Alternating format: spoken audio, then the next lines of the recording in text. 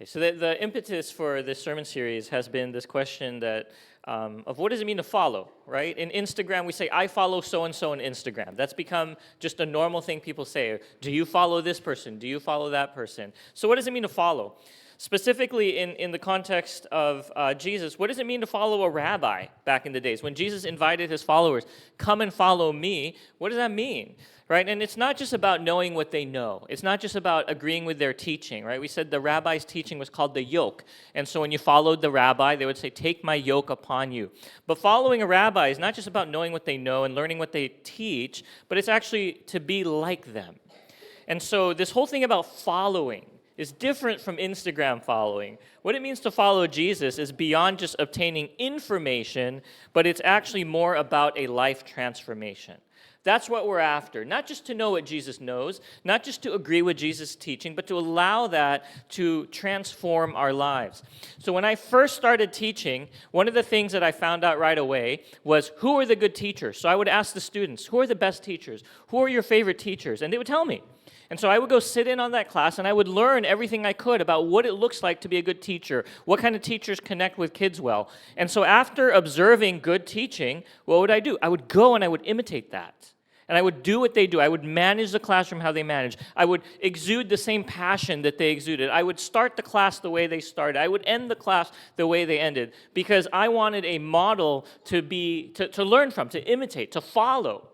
But the type of following that God is asking us is more than just that. It's not just imitating these teachers that I saw, but it's actually going behind the scenes and looking at how they prepared, how they thought about education. It's going a little bit deeper than just looking at the surface and asking myself, what do they do that I can do? But instead asking, how do they live and how should I live? How do they prepare and how should I prepare in light of that? So this process of becoming like the rabbi, this process of becoming like Jesus is what we call spiritual formation. And it's us becoming less like us and more like him. And the way students of rabbis would do that, the way that any sort of apprentice would do that, the way that someone who is being mentored or coached would do that is not just to learn knowledge, but it's actually to structure their lives in a way so they spend time with the rabbi, they spend time with the coach, they spend time with the mentor, but also deliberately practice consistently the same habits and processes of their teacher. So if you want to just follow someone casually, then agree with their ideas. Watch their reels. Support them. Right? If you want to follow someone casually, you can do that. But if you want to be a disciple, you have to do what they do. You have to live how they live. So today we want to ask, what is one habit and what is one discipline that Jesus, our rabbi, did that we can also think about doing consistently? And to see that, we're going to look at Luke chapter 5. Luke chapter 5, it says this. But now, even more, the report about him went abroad, and great crowds gathered to hear him and to be healed of their infirmities. Verse 16, but he would withdraw to desolate places and pray. So this was a season where Jesus was super popular. He was a busy man. People were after his time. People were clinging to him in crowds to be healed. People were tearing apart ceilings so that they could lower their friends so that he could heal them. He was in demand. His time, his attention, his energy was in high demand. But in the middle of all that, instead of just continuing on with ministry, because he could have healed a lot, he could have preached a lot, he could have done a lot, he stopped, and it says he withdrew to a desolate place to pray.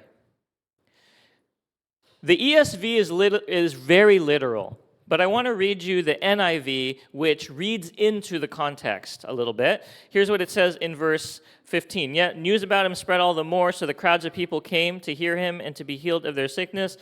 Here's the word. But Jesus often withdrew to lonely places and prayed. So what did he do? When things were busy, he cultivated a habit of withdrawing to a desolate place. Or in the ESV, a lonely place. He was intentional about stepping away. He wasn't running away from the chaos. He wasn't avoiding responsibility. He wasn't using it as a coping mechanism. But he understood that it was important in the middle of ministry and busyness to step away consistently to a lonely and desolate place. Mark chapter 1 says, rising very early in the morning, while it was still dark, he departed and went out to a desolate place, and he prayed. So what is the practice we want to look at today? The practice we look at today that our rabbi did, and we should think about cultivating, is this practice of solitude. This practice of going away to a lonely place. The Greek word for where Jesus went is called eremos.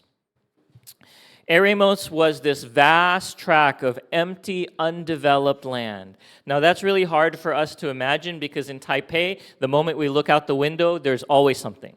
It's really developed, right? And Jesus was the same. When he was in the middle of the city, surrounding him were buildings. Maybe he was in a small town, but there were still buildings. But where he grew up, also just outside the city, was these desolate, deserted, uninhabited places, sometimes called a desert or a solitary place or a desolate place, or how I'm going to refer to it as a quiet place. Jesus made an effort. Listen. Jesus made an effort to get out of the city and into a place that was desolate, that was lonely, that was solitary, that was undeveloped, that was quiet. And if you're in a big city, you got to go pretty far away to accomplish that. But Jesus made an effort constantly, consistently, to walk out of the city. Who knows how long he had to walk before it felt like this, so he could go to a quiet place. So the practice that I want to put out there for the next 4 weeks is maybe we need to consider cultivating this habit and practice of solitude, of finding this quiet place. Why is this important? On a practical level, besides air pollution, do you know what some say is the second most dangerous type of pollution? Noise pollution. Noise pollution, studies show, can cause, if we look at the next slide, hypertension, heart disease, arrhythmia, stroke, learning difficulties, emotional difficulties, cognitive impairment, anxiety, depression, and more, all because of noise. We think air pollution, environmental pollution is dangerous, right? One study showed that prescriptions for anxiety medication went up 28% for every 10 decibel raise in noise. That's crazy. You just raise the noise level around you 10 by 10 decibels, which isn't much. There's a 28% rise in prescribing anxiety medication. Another study in Europe found that we lose 1 million years of life every year due to noise based on what's called the disability-adjusted life years. People's lives are literally shortened because of the noise around us. Our lack of quietness, stillness, solitude is killing us physically. But I want to ask this. What if our lack of quiet and solitude is killing us spiritually? What if we're spiritually dying because we lack the practice of solitude, of a consistent pattern of withdrawing to a quiet place? What if this is a habit we need to cultivate and experience right now? People are losing years of life due to noise, lack of silence, lack of quiet. What if it's the same spiritually? So bear with me on this hypothetical. Well, first I'll tell you the true situation and then a hypothetical. So the date was January 27th, 1956. Dr. Martin Luther King Jr. was sitting at his table in the middle of the night about to walk away from his destiny. This was still early in the civil rights movement, and Dr. King was not yet widely known. He had been brought into Montgomery, Alabama, to lead the bus boycott following Rosa Parks' courageous act of refusing to sit in the colored section of the bus. But as the boycott dragged on, the ire of the mob was increasingly turned onto its leader. With a rising tide of death threats, Dr. King was fearing not only for his life, but for his wife and daughter. The day before, Dr. King had been arrested and jailed for driving 30 miles an hour in a 25-mile-per-hour zone. That morning, he was released, but came home to another round of threatening phone calls. On the evening of the 27th, he could not fall asleep, so he got out of bed, made a pot of coffee, sat down in his kitchen, and began to pray to God in the quiet. In a later sermon, he told the story this way: "And I bowed down over that cup of coffee. I never will forget it. I prayed a prayer, and I prayed loud that night. And I said, Lord, I'm down here trying to do what's right. But Lord, I must confess I'm weak now, I'm faltering, I'm losing my courage." And it seemed at that moment I could hear an inner voice saying to me, "Martin Luther, stand up for righteousness, stand up for justice, stand up for truth, and lo, I will be with you, even until the end of the world." In this biography of Dr. King, Pulitzer Prize-winning historian David Lewis makes it a point that this was a defining moment in his life and in America and beyond. So Dr. King was in turmoil. He couldn't sleep. He took some time to pray, and God spoke to him. Here's the hypothetical. What if he had this? What if he had this that night? What if instead of praying and instead of hearing from God to decompress, he turned this on and he looked at Twitter or X? What if he looked at TikTok? What if he looked at Instagram? What if he looked at his queue on Netflix? Or what if he turned on the TV and he started binging the next series and got caught up in Korean dramas? I know it's a silly hypothetical, but what if Dr. Martin Luther King had this? Would he have missed his God moment because of a lack of solitude, a lack of silence, and instead filling his life with noise to avoid the pain? So I just want to put that out there and ask, what if we are missing out on God moments simply because we don't set aside time to be with God in a quiet place in solitude? What if the greatest threat to Christianity is not actually secularism, but distraction? That there's so many things that can distract us, and we miss God speaking because we do this. Sit on a bus, do this. Sit on the MRT, do this. Sit on the toilet, do this. When God maybe wants to speak. Henry Nouwen, a pretty well-known Catholic theologian, says, "Without solitude, it's virtually impossible to live a spiritual life. We do not take the spiritual life seriously if we do not set aside some time to be with God and listen to Him." Right? In any relationship, if you want a good relationship, any important relationship, you need time to be together in solitude with each other. I know that sounds contradictory, to actually hear each other. But here's the thing, right? We live in an era where it is possible to never feel solitude. Is that not true? We live in an era where it is possible to never feel solitude, to never have any sort of quiet. I have a watch later queue that could keep me occupied for days. I have my list on Netflix that could keep me occupied for months. Right? The algorithms are really good at keeping us doom scrolling so that there's never a moment of quiet. There's never a moment of solitude. Past generations had no choice, right? From the time of Jesus up until maybe, 50 years ago or 60, 70 years ago, if you were traveling alone, you had no choice. You were in solitude. You had no car stereo. You had no podcast. You had nothing to entertain you. If you're walking from one city to another city, or if you're riding on a train by yourself or a wagon by yourself, if you're traveling to work by yourself, you had no choice but to be in solitude. If you go hiking in the mountains, you have no choice but to be in solitude. Now, no, I got my earbuds. I got my device. I never have to be alone. I never have to hear silence. It is possible to never experience solitude. When you would fall asleep back then, you would just fall asleep. You'd be lost in your thoughts. It's just been you in bed. But now, I can fall asleep like this. Drool. And then 40 minutes of the show I was watching had passed. It's possible now. Right? And I just want us to consider, how many moments have we missed where God wants to move and speak to us, but because we haven't cultivated an intentional practice of solitude, we miss it because we are so distracted. So I want to talk about what it is and what it isn't. So first, let's talk about what solitude is not. It's not loneliness.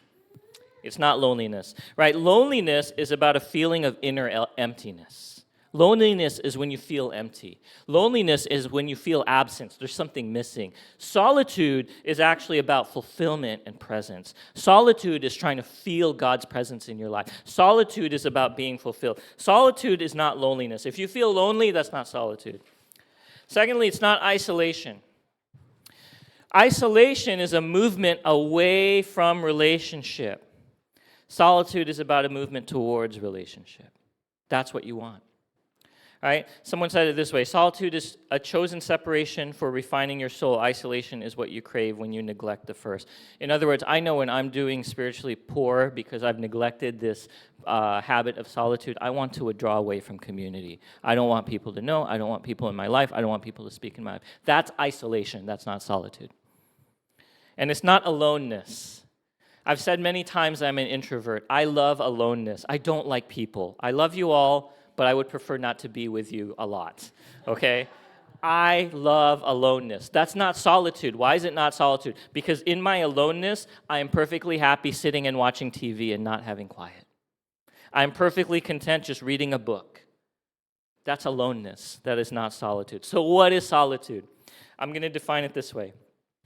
Solitude is the intentional time to quiet ourselves with God. Solitude is the intentional time to quiet ourselves with God. Ruth Haley Barton put it this way: solitude, at its most basic and profound level, is simply an opportunity to be ourselves with God. There's no other inputs. The only input is you and God. That is solitude. So there's two components to that I just want us to consider, and it's the components of stillness and silence. Silence and stillness. If you really want to experience solitude, I think we need to think about this silence. Now, there's an exterior silence of drowning out the noise around us, whether that's traffic noise, whether that's music we're listening to, or things like that. That's really hard.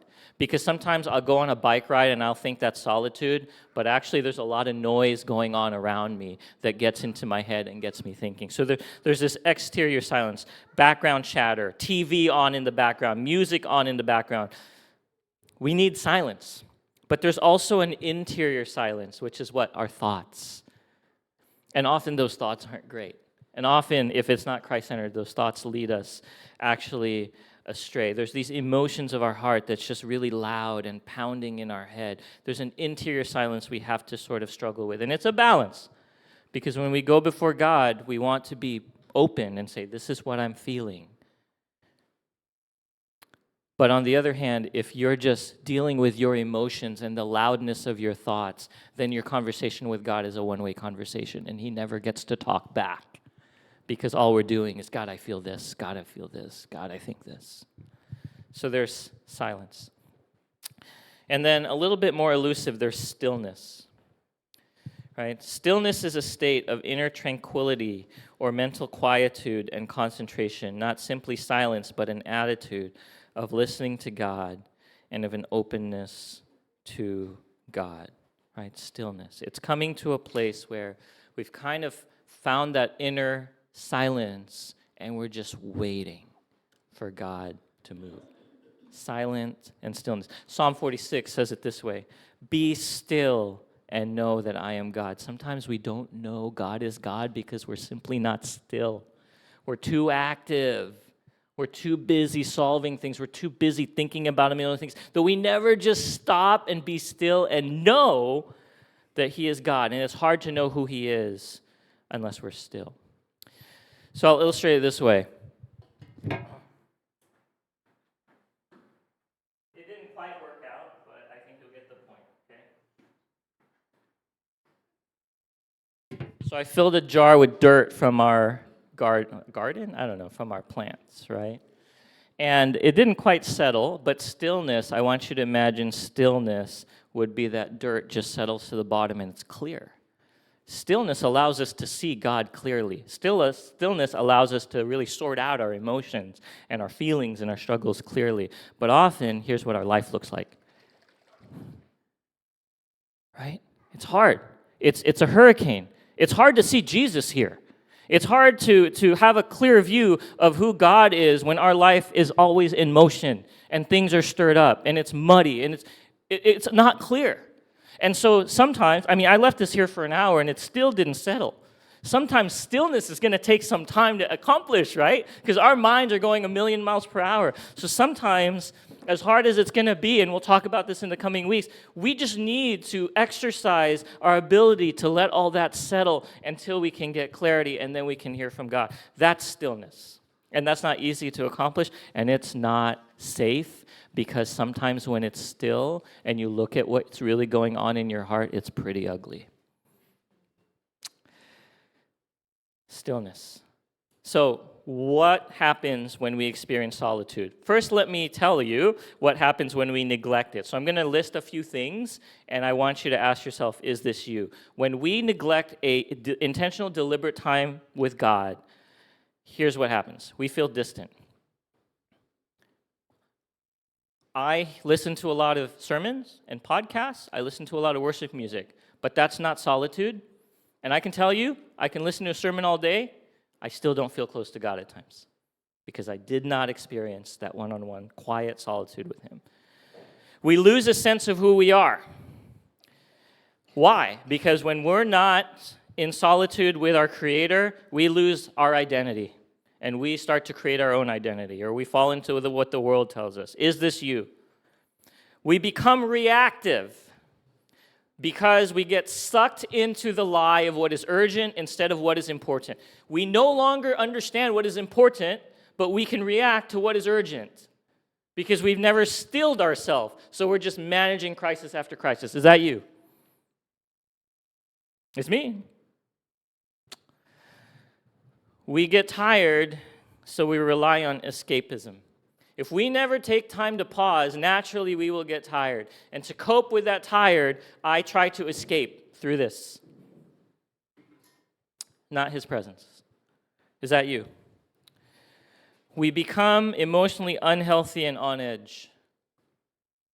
And lastly, I think we become vulnerable to temptation. Is that you? Okay? But when we practice solitude, naturally our body and nervous systems begins to calm. Right? It's just normal. We begin to calm because we slow ourselves down. And as we begin to calm, as that becomes clearer, as the dirt settles, then we get to confront some of the good, bad, and ugly on our own hearts in partnership with God. That's scary, right? We get to confront some of the good, the bad, and the ugly in our own hearts with God. We allow God to speak into our hearts and get His perspective, and then we can start to feel a closeness. Okay, so those are some of the things I just want us to realize. When we practice solitude, it's the opposite. We don't lose our identity, we confirm our identity. We don't just deal with the urgent, we actually understand what's important. Okay, but the scary part is, our heart is laid bare, and we may have to deal with some ugliness. Okay, we'll talk about that. Isaiah chapter 30 illustrates this the best. Isaiah 30 says this, "For thus says the Lord God, the Holy One of Israel, in returning and rest you shall be saved." Look at this. "In quietness and trust shall be your strength." You want strength? Live in quietness. Live in silence. Find that quiet place. Find that solitude. But look at what it says if you neglect it. In the next verse it says, "But you were unwilling." You'll find your strength in quietness, in knowing, being still, and knowing I am God. That's where you're going to find your strength. But you were unwilling to do that. And you said, "No, we will flee upon horses. Therefore you shall flee away. We will ride upon swift steeds. Therefore pursuers will be swift." In other words, I don't want to be still. I want to be the one that solves my own problems. I don't want to trust. I don't want quiet. Solitude is a waste of time, God. I have so much to do. No.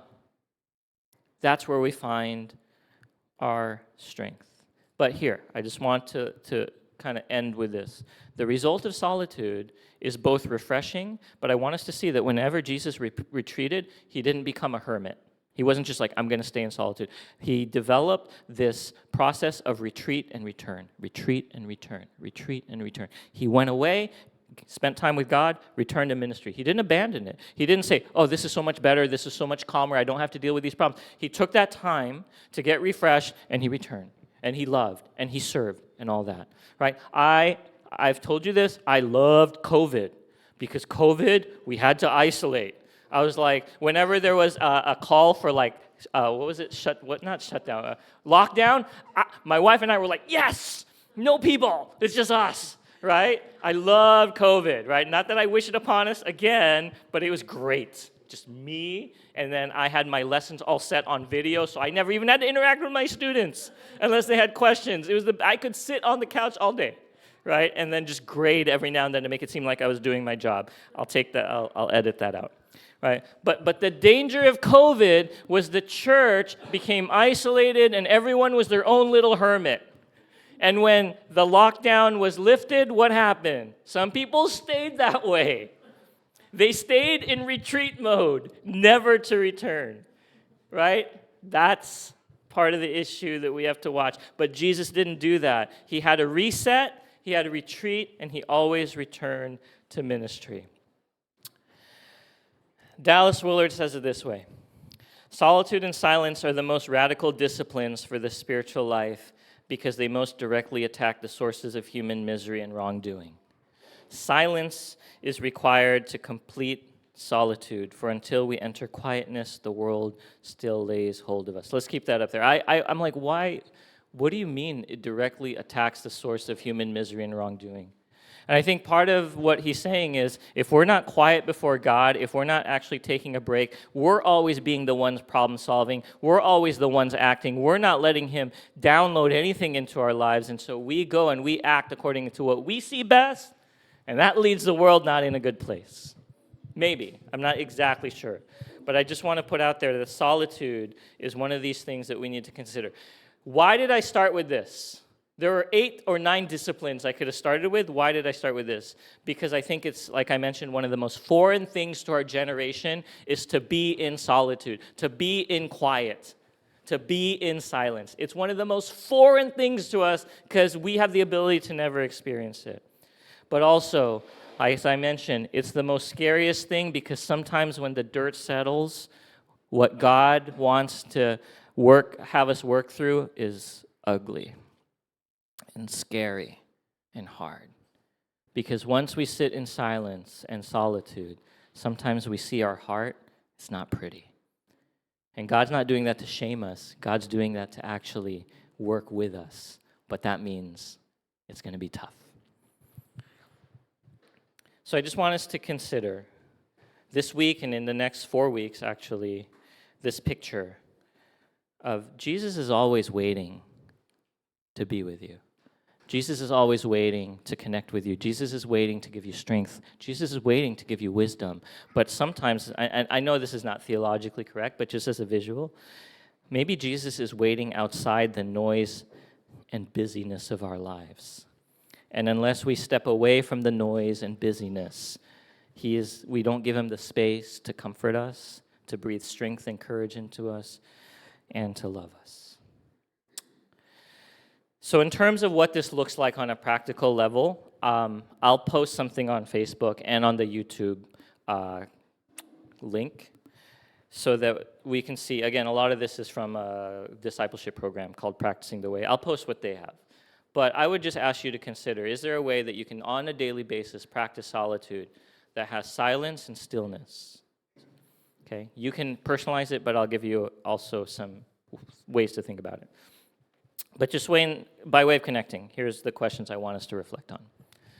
Okay, what are some examples of internal noise in your life? What are some examples of external noise in your life? Right? What is really distracting you? What do you hope the practice of solitude would add to your life? How could a rhythm of solitude help you connect with the voice and presence of God? And then lastly, right, what would be some challenges you would encounter to be able to practice solitude more consistently. So really practical, okay? So just take a moment to think. So let me pray, and then let's meet in groups.